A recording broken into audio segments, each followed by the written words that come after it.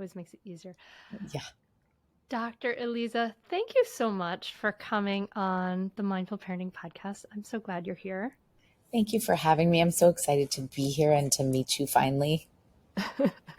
We were joking before we recorded that I had to apologize to her that she couldn't name her book Raising Good Humans, because that is the name of my book. But as you probably know, dear listener, Dr. Aliza has the Raising Good Humans podcast, which is a wildly popular, fantastic podcast. So you get it all, getting it all right here. I'm so excited for you to be on here.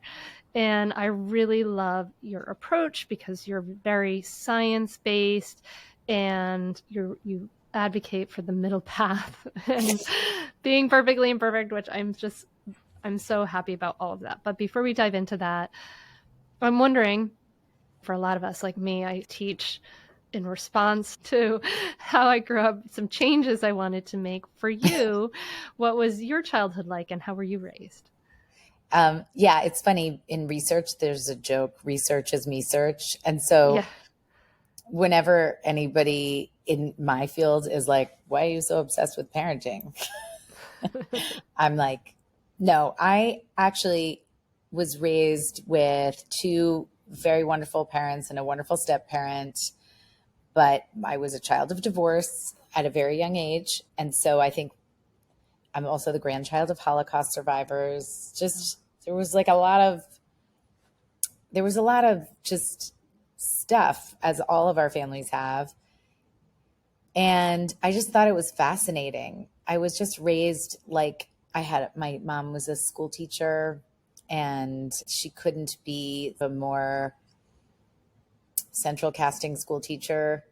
And like every occasion was celebrated with wordplay and celebration. And she just has a very loving, warm way about her. She wasn't really great at rules, and then my father was a scientist and a total wonderful loon tune in his own right.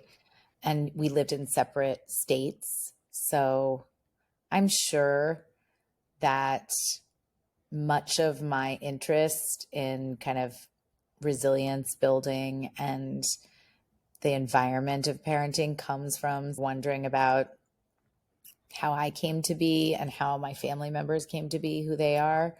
But I didn't have anything that was like, this defining moment is why I am so interested.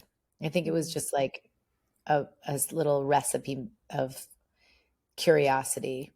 And I also think I really deeply feel, I don't know, this is, sorry, blah, let me say that again.